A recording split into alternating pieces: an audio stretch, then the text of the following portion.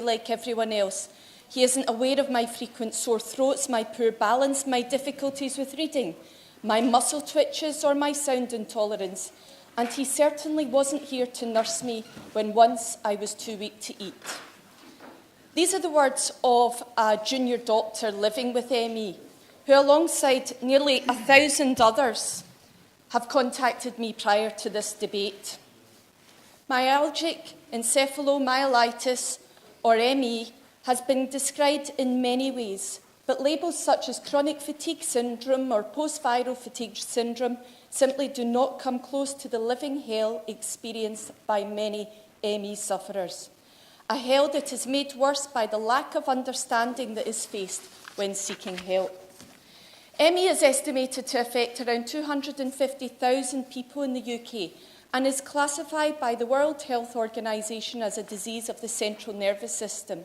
Symptoms can include debilitating muscle pain, severe headaches, often made worse by light or noise, significant impairment of short-term memory, and post-exertion malaise that can last days and even weeks.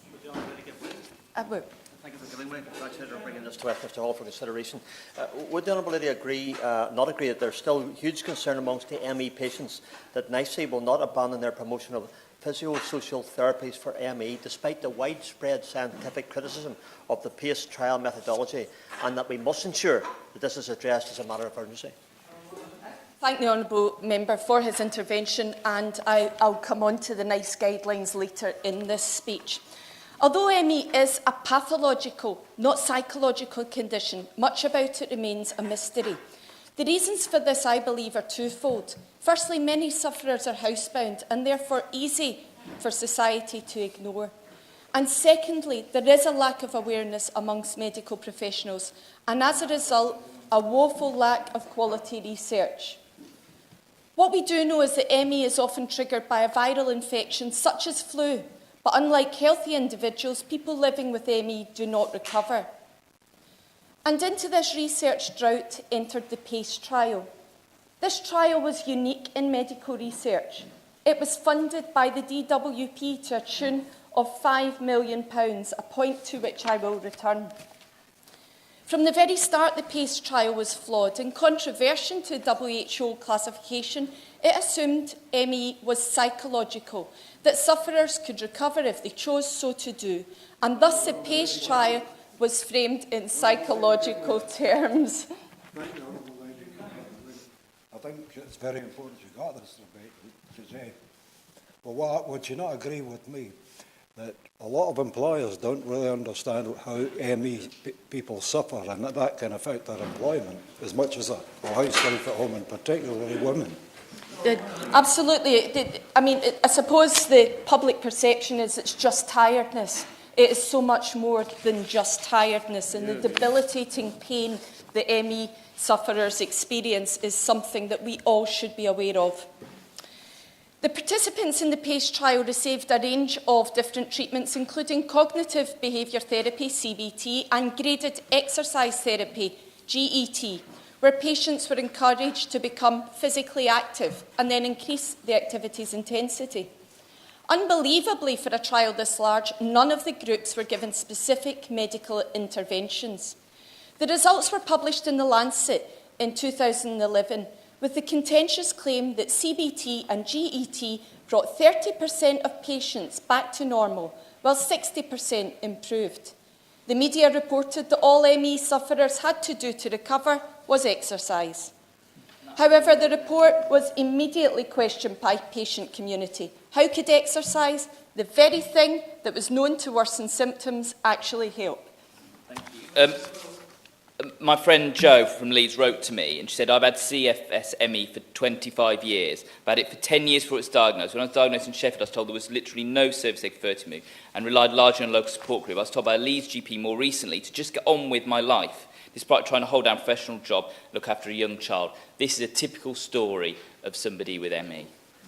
I thank the Honourable Gentleman for his intervention. Of course, it's typical because the PACE trial had such publicity and was lauded by many as the answer.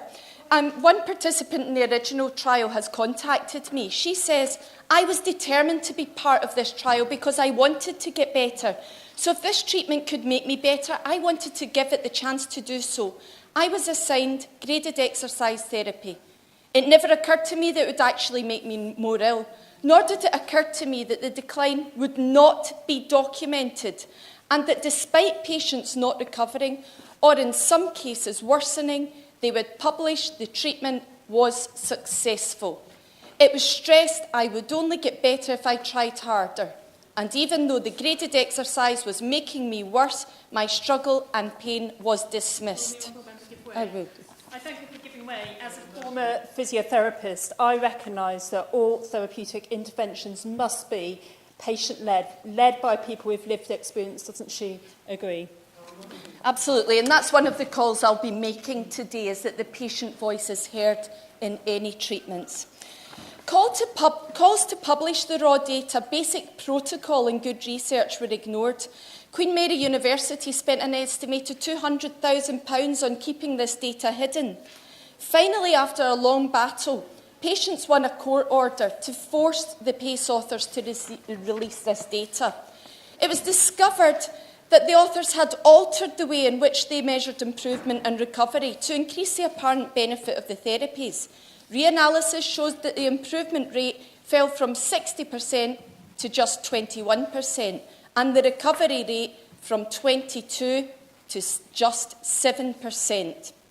The methods of patient reporting has also been questioned, as one participant says. After repeatedly being asked how severe my symptoms were, in the context of it's just me not trying hard enough, I started to feel like I had to put a positive spin on my answers. I could not be honest about just how bad it was, as that would tell them I wasn't trying and I wasn't being positive enough. When I was completing the questionnaires, I remember second-guessing myself and thinking after every answer, is it really that bad? Am I just not looking at things positively enough? Well. I thank you very much for this debate. I mean, it raises an important issue. The PACE trials have been condemned roundly by many scientists as being totally inappropriate. Does she have a feel for what an appropriate trial might have found? Yes, and I'll actually come on to how an appropriate trial could be done. But if I mention first of all the self-reporting that was part of this trial, this provided the data of the measurements of success, and it wasn't any physiological measurements or scientific measurements that were taken. For patients, the damage was done. I am a science teacher by profession, and I always told my pupils there are a number of stages to any scientific investigation. Start with a hypothesis, decide how you'll test this theory, what measurements you'll make, how you'll record your results, and how you will use these results to draw your conclusions. And these conclusions, which might be different from the original hypothesis, must be based on the evidence you have gathered, not the PACE trial. Rather than measurable physiological parameters, it relied on patient self-reporting. And when the results were not as expected, rather than revise the original hypothesis, they simply changed the success criteria. Thus, patients in GET who had deteriorated during the study were considered recovered. There are, of course, ways of measuring the physiological impact of exercise. The 2-day cardiopulmonary exercise test can objectively measure post-exertional malaise. We know that a person with ME can perform adequately or sometimes even well on the first day, but can have a greatly reduced cardiopulmonary function on the second day. So the test requires the participant to exercise on a static bicycle and allows data on oxygen consumption, workload, gas exchange to be measured. 2 identical tests separated by 24 hours must be carried out to properly measure the impact of exercise. Results from a single test could be interpreted as a lack of fitness. 2 tests change this to something quite different. A healthy person will perform better on the second day. An ME sufferer would most likely be worse. Of course, the failure of PACE to do this could simply be put down to bad science. But unfortunately, I believe there's far more to this. One wonders why the DWP would fund such a trial, unless, of course, it was seen as a way of removing people from long-term benefits and reducing the welfare bill. The PACE trial... Grateful for the member giving way. She's speaking very, very well about the challenges that this condition, this illness, presents to people. But does she share my concerns that in Scotland there's only one specialist nurse-led ME facility, and there's no specialist ME consultants. And I do think she is raising a very important point, but in terms of NHS awareness of this condition, we need to be doing more to ensure that people are getting the treatment that they undoubtedly need. Okay, this is a worldwide issue. The PACE trial results have affected people all over the world. I have in this folder people from Australia, people from the United States, from Canada. And whilst in Scotland there aren't any specialist centres, in England where there are, they're recommending graded exercise therapy, which is making people worse. So actually we need to deal with this. I'm going to make some progress. The PACE trial was used to inform NICE guidelines, which has meant that symptoms have been disregarded, sufferers are considered to be attention-seeking, hypochondriac, or even, for some female patients, hysterical. Although in some ways the lack of belief has been the most difficult thing for sufferers and their families, the impact of the PACE trial and the resulting NICE guidelines are far further reaching. Many sufferers have reported major issues in accessing financial support. ESA assessments do not consider the impact of exertion on a person's ability to function on subsequent days. And PIP assessments, which consider ME to be psychological following the PACE report, mean that sufferers struggle to access this entitlement and simply are relying on family members. Conflicts of interest in this trial are also deeply worrying. The former Chief Medical Advisor to the DWP sat on the trial steering committee, and ultimately the results of the trial have been used to penalise those with ME. When we consider then the relationship between key PACE investigators and major health insurance companies such as Unum, this trial takes on a far more sinister slant. Sufferers have reported that their health insurance would only pay out if they undertook a programme of GET, an impossible task, as the insurance giants knew. But it's not only adults who are affected. Children with the disease have been subject to care proceedings because of widespread misunderstanding amongst health workers. ME has been mistaken for school phobia, neglect, or even abuse. One mother, I will in a moment, one mother contacted me. She says, our 12-year-old son was seen at a specialist ME centre by a consultant who prescribed GET. In 1 year, this programme caused our youngster's body to develop higher and higher levels of inflammation. He began limping, was in continual pain, not only from the ME headaches, but joint and foot pain. The comments were made, well, he managed to limp into my office. You were very active. Now, since the virus, you're very inactive. So you will have this pain due to lack of exercise. GET caused his body's immune system to go into overdrive. My son developed juvenile idiopathic arthritis. This was treated by a paediatric rheumatology consultant who was shocked it had been left so long and told my son his toes would be permanently swollen even after treatment, as the bones had grown abnormally during the inflammation. I've been contacted by parents from my constituency. Her daughter took a year to be diagnosed by it and missed an entire year of school as a result. The effect on children's lives at a very, very young age is palpable. Yes, and many parents who try and homeschool their children then have local authority intervention trying to get the children back to school. We must listen to the patients.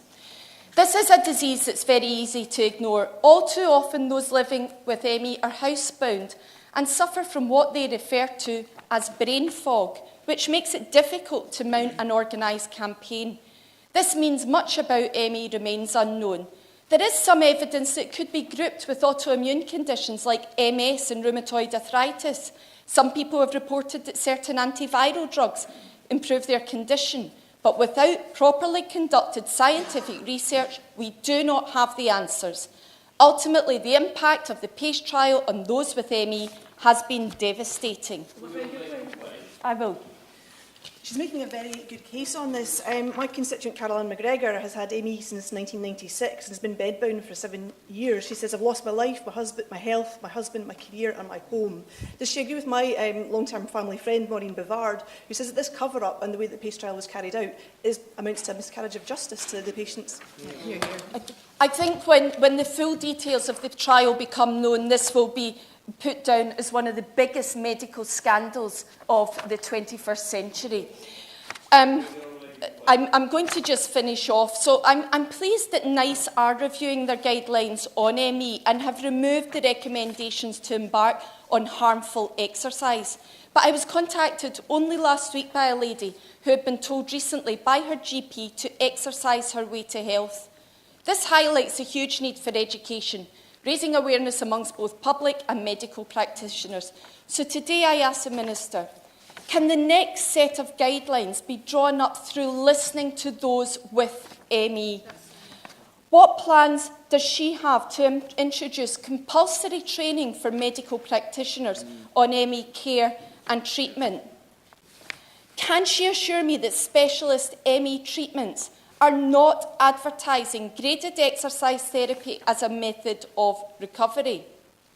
Will she support proper funding for ME research?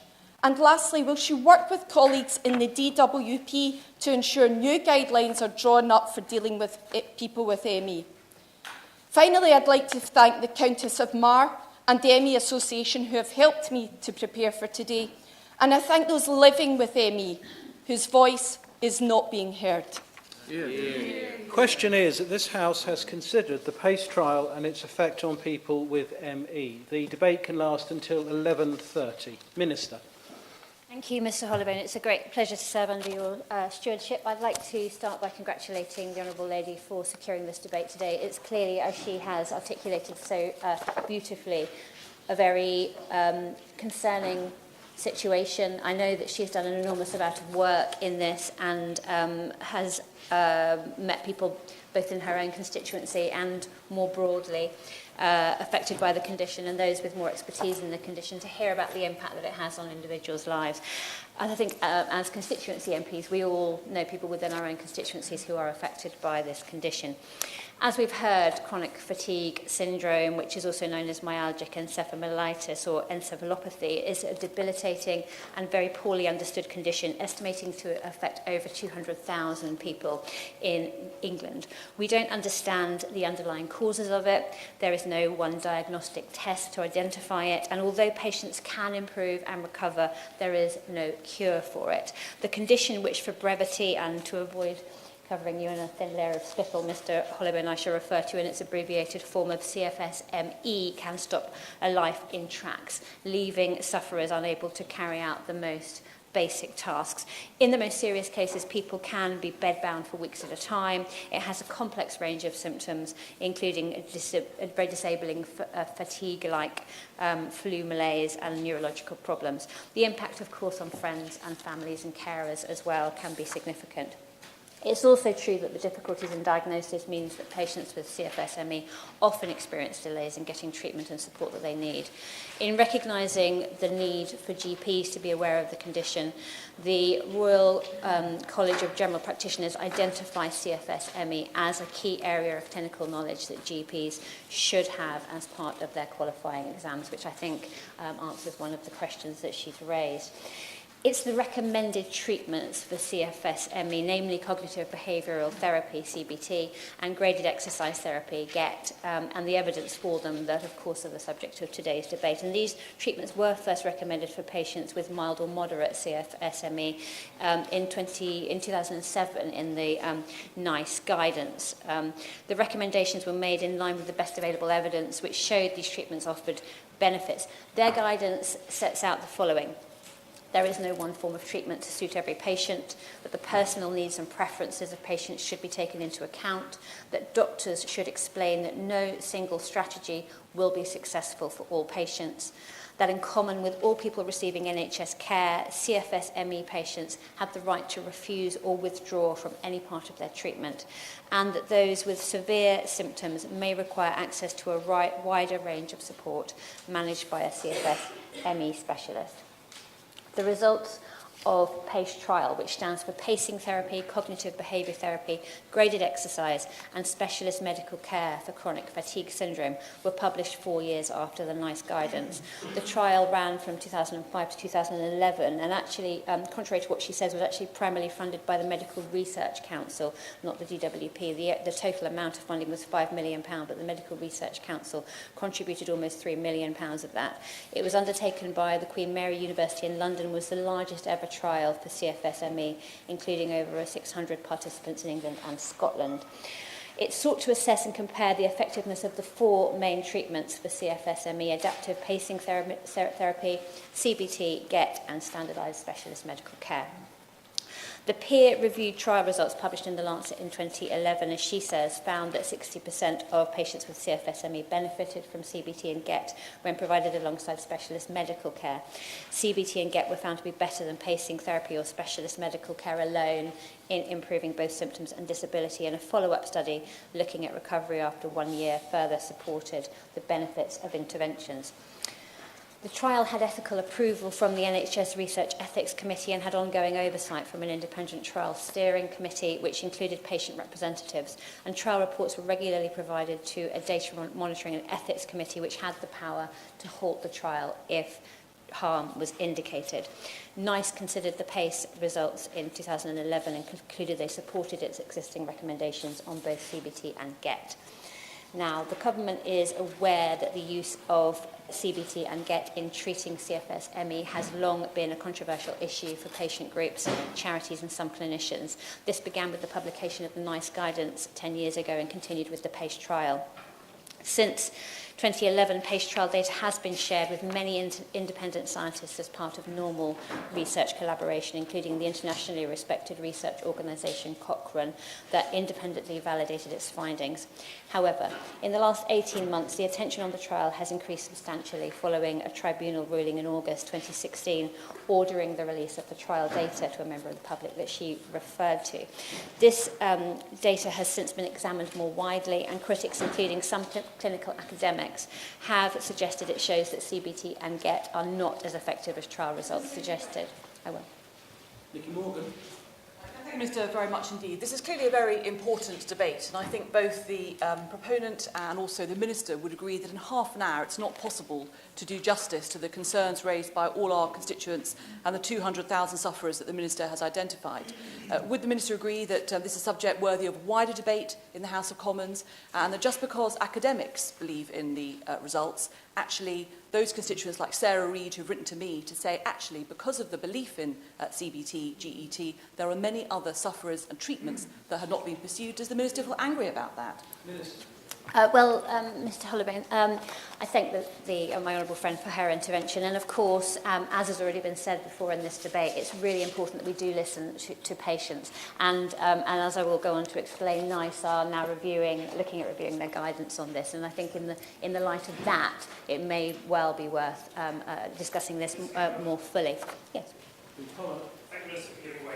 Will the Minister agree that actually it's also about believing patients? That's important here, because as a condition that's often not believed at all, the concerns around the PACE trial haven't been believed as well. That's just loaded concerns upon those individuals.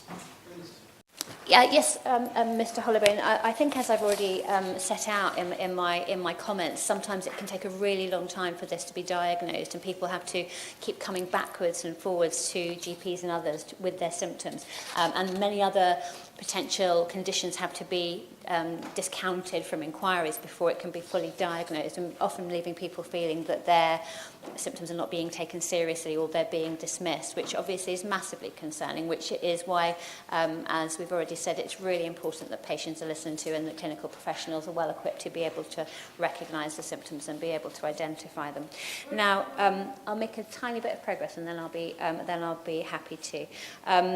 So, as I said, this data has been examined more widely. Critics, including some clinical academics, have suggested it shows CBT and GET are not as effective as the trial results suggested. Now, in turn, the trial authors have defended their work. They've responded to criticisms in medical journals and wider medical printed press. I know the Honourable Member for Glasgow North West raised one such criticism in the oral evidence session of the Science and Technology Committee in January concerning possible conflicts of interest held by PACE trial authors. On this point, I understand in line with normal practice, all such conflicts were published with the trial protocol as well as the results. But if she has evidence to the contrary, I'd be very happy to discuss that with her afterwards. Yeah. Thank you, Minister, for that. However, they were not disclosed to the PACE participants. It's very important that she raises that, and I'm sure that will be taken into consideration. Very short of time. I think ME sufferers in my constituency welcome that the NICE guidelines are being reviewed, but one problem is that when they find the existing treatments don't work for them, there really is a lack of alternatives. Does she recognise that alternative treatments do need to be urgently looked into and offered to patients? Well, I'm sure this will be part of the NICE guidelines, and where there are where there's significant evidence that alternatives are there and deserve greater investigation. I'm sure NICE will be looking at that. I'll go and talk about that in a little bit more in a second, if she'll bear with me.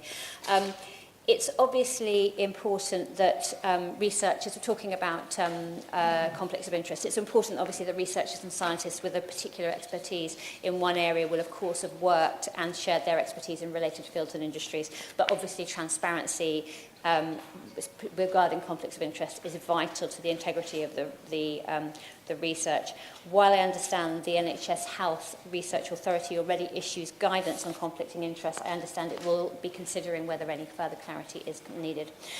Clearly, the controversy around this trial is problematic for researchers, but most of all, it's distressing for patients with CFS-ME who deserve the most appropriate treatment from the NHS, and to have confidence in the treatment that is being provided. And that's why we welcome the NICE decision to undertake a full review of the guidance, which will examine the concerns around the PACE trial and whether there are implications for its current recommendations. NICE develops its guidance independently to support the NHS organisations and clinicians to deliver services in line with the best available evidence. They welcome the input of stakeholders, and I understand that more than 10 CFS-ME charities and organisations are registered already to support the guideline development progress. All other parties who are interested can comment on the draft scope and draft guidelines at the appropriate time during the development process. Final guidance is expected in October 2020. Very quickly. Indeed. She makes the point that the final guidance is expected in October 2020, but given the significant doubt over CBT and GET now and the impact that it's having, would she not recognise as a strong case for NICE to suspend the guidance that takes people towards those potentially damaging treatments at the moment?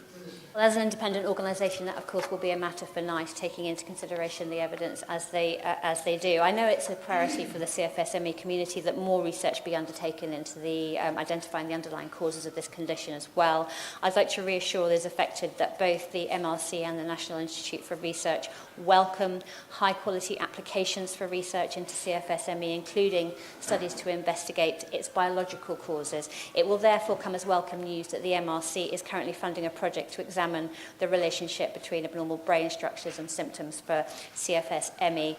Once again, I would like to thank the Honourable Member for Glasgow North West for raising this really important issue on behalf of those affected by the condition in her own constituency, but up and down the country as well, and I hope that this debate has been helpful. The question is that this House has considered the PACE trial and its effect on people with ME. As many as are of that opinion say aye. Of the contrary, no. I think the ayes have it. The ayes have it. Order. Order. Will those who are inexplicably not staying for the next debate please be kind enough to leave quickly and quietly, because we've got the recruitment and retention of NHS staff in Oxfordshire to debate, and I'm going to ask Layla Moran to move the motion. Pleasure to serve under your chairmanship. I am delighted to have been able to secure this very important debate on the retention and recruitment of NHS staff in Oxfordshire. And it's a pleasure to see fellow Oxfordshire MPs here in the room with me. Since my election last summer, the state of the NHS in our county has been one of the most frequent issues raised to me by constituents. And I'd like to start by paying tribute to all those who work in the NHS in Oxfordshire at every level for their outstanding dedication and commitment to delivering first-class care. We owe it to them and to patients and their families to make sure that we are providing the best possible service across Oxfordshire and indeed the country. And I'm sure all here will agree that staff do an incredible job. But that job is coming under increasing pressure. Some have described it as a crisis, and while as politicians we are all prone to hyperbole, I fear that that word is increasingly apt in this case. Last month, our local NHS hit the headlines nationally as a leaked memo suggested that Oxford University's Hospitals Trust was considering rationing rounds of chemotherapy at the Churchill Hospital for terminally ill cancer patients. The cause being 40% shortfall in the number of specialist nurses needed to deliver the care.